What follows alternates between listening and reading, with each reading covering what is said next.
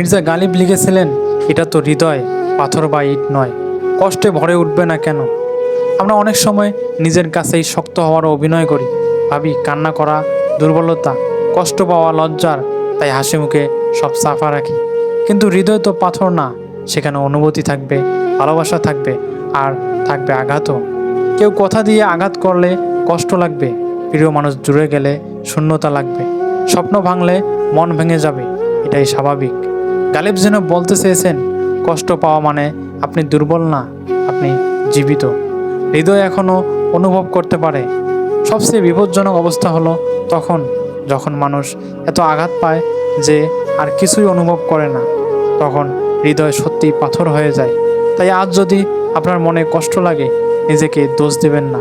মনে রাখবেন, আপনি মানুষ, আর মানুষের হৃদয় কষ্টে ভরবে, আবার সেই হৃদয়েই একদিন ভালোবাসায় ভরে উঠবে।